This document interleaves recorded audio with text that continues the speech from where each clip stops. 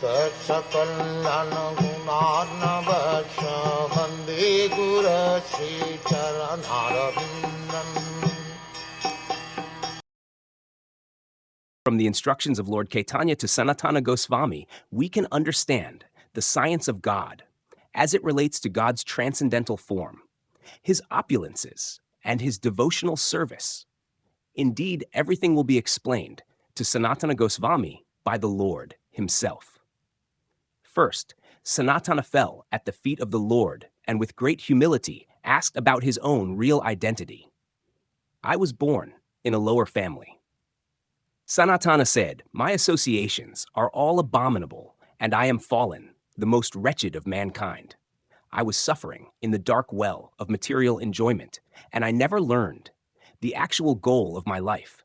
Indeed, I do not even know what is beneficial for me, although in the mundane sphere, I am what is known as a greatly learned man. I am, in fact, such a fool that I also think I am learned. You have accepted me as your servant, and you have delivered me from the entanglement of material life. Now, please tell me what my duty is in this liberated state." From this plea, we can understand that liberation is not the final word in perfection. There must be activities in liberation. Sanatana clearly says, "You have saved me from the entanglement of material existence. Now, after liberation, what is my duty? Kindly explain it to me." Sanatana further inquired, "Who am I? Why are the threefold miseries always giving me trouble?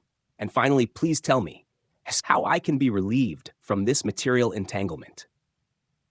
I do not know how to question you about advancement in spiritual life, but I beg that you, kindly, mercifully, let me know everything I should know. This is the process of accepting a spiritual master. One should approach a spiritual master, humbly submit to him, and then inquire from him about one's spiritual progress.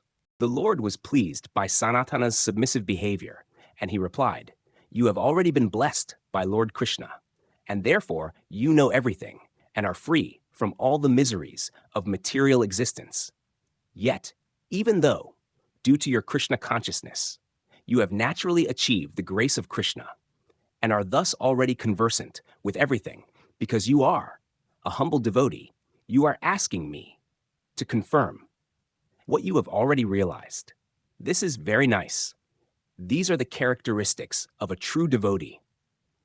In the Naradiya Purana, it is said that by the grace of the Lord, one who is very serious about developing Krishna consciousness has his desire to understand Krishna fulfilled very soon. You are a suitable person to protect the devotional service of the Lord." Caitanya Mahaprabhu continued, "Therefore, it is my duty to instruct you in the science of God, and I will explain everything to you step by step. It is the duty of a disciple to inquire about his constitutional position when approaching a spiritual master. In conformity to that spiritual process, Sanatana has already asked, what am I, and why am I suffering from the threefold miseries? The threefold miseries are called adhyatmika, adhibhaudika, and adhidaivika. The word adhyatmika refers to those miseries caused by the body and mind. Sometimes the living entity suffers physically, and sometimes he is distressed mentally. Both are adhyatmika miseries. We experience these miseries even in the womb of our mother. In general, there are many types of miseries that take advantage of the delicate human body and give us pain. Miseries inflicted by other living entities are called adhibhaudika. For example, bed bugs can make us miserable while we are sleeping. Cockroaches can also sometimes give us pain, and there are other living entities born on different planets who can cause us misery. As far as the adhidaivika miseries are concerned, these originate with the demigods of the higher planets. For instance, we sometimes suffer from severe cold weather, from thunderbolts, or from earthquakes, tornadoes, droughts, or other natural disasters. In any case, we are always suffering from one or more of these three kinds of miseries. Sanatana's inquiry was therefore an intelligent one. What is the position of the living entities, he asked. Why are they always undergoing these three kinds of miseries. Sanatana had admitted his weakness, although he was known by the masses of people as a greatly learned man, and he actually was a highly learned Sanskrit scholar. And although he accepted this designation, he did not know what his constitutional position was or why he was subjected to the threefold miseries. Approaching a spiritual master is not just a fashion, but is a necessity for one who is seriously conscious of the material miseries and who wants to be free of them. It is the duty of such a person to approach a spiritual master. In this regard, we should note Arjuna's similar circumstances in the Bhagavad Gita.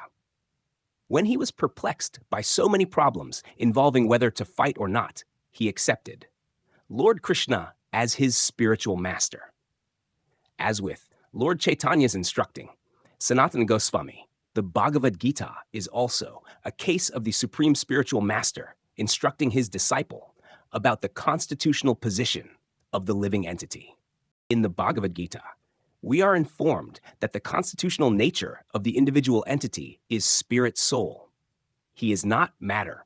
As spirit soul, he is part and parcel of the Supreme Soul, the absolute truth, the personality of Godhead.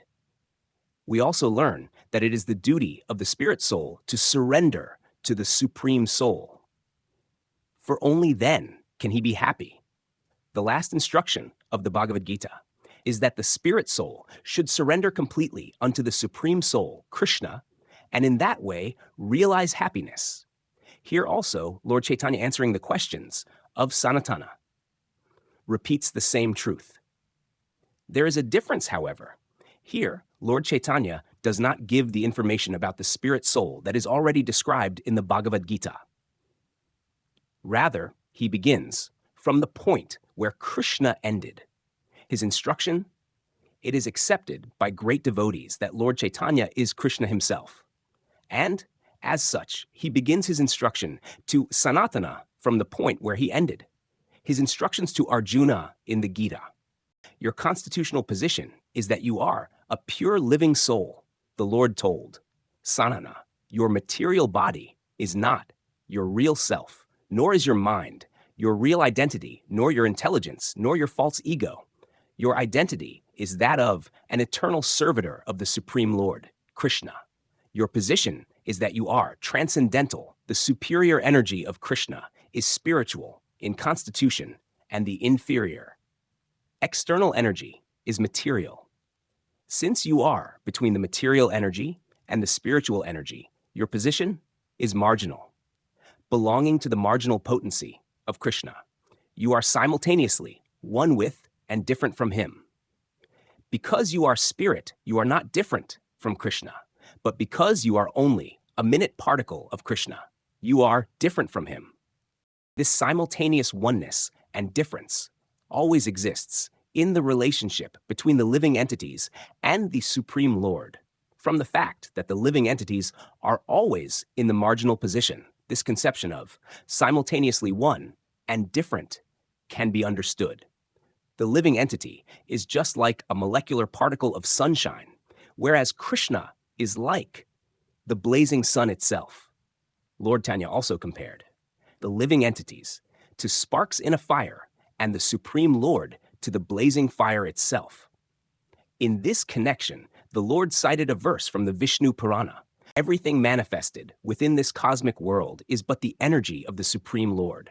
As fire, situated in one place, spreads its illumination and heat all around, so the Lord, although situated in one place in the spiritual world, manifests his different energies everywhere. Indeed, the whole cosmic creation is but a manifestation of his various energies.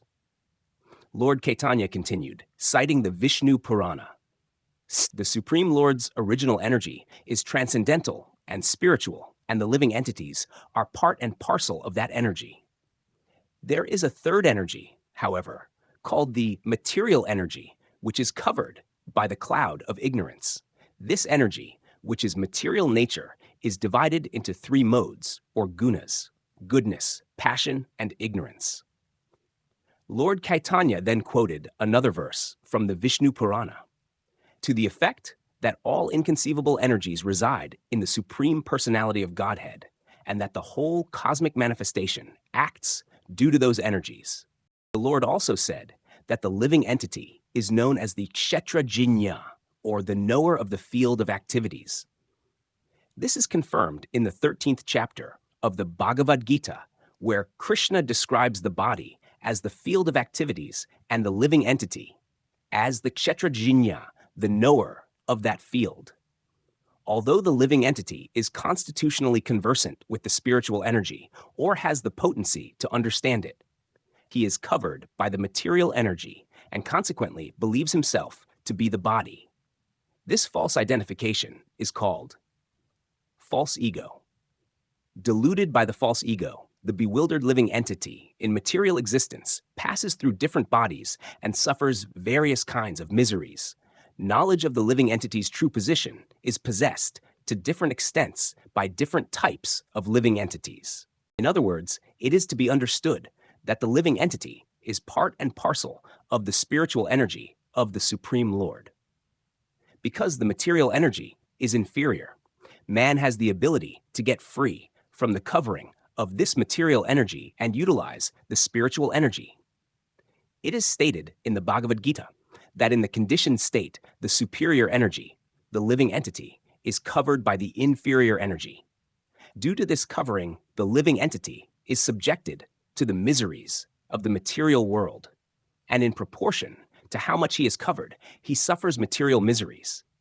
Those who are a little enlightened suffer less, but on the whole, everyone is subjected to material miseries due to being covered by the material energy. Caitanya Mahaprabhu also quoted from the 7th chapter of the Bhagavad Gita, in which it is stated that earth, water, fire, air, ether, mind, intelligence, and false ego all combine to form the inferior energy of the Supreme Lord. But the superior energy is the real identity of the living being. And it is because of that energy that the whole material world functions. The cosmic manifestation, which is made of the material elements, has no power to act unless it is moved by the superior energy, the living entity. The conditioned life of the living entity is due to forgetfulness of his relationship with the Supreme Lord in the superior energy. When that relationship is forgotten, conditioned life is the result. Only when a man revives his real identity as the eternal servitor to the Lord does he become liberated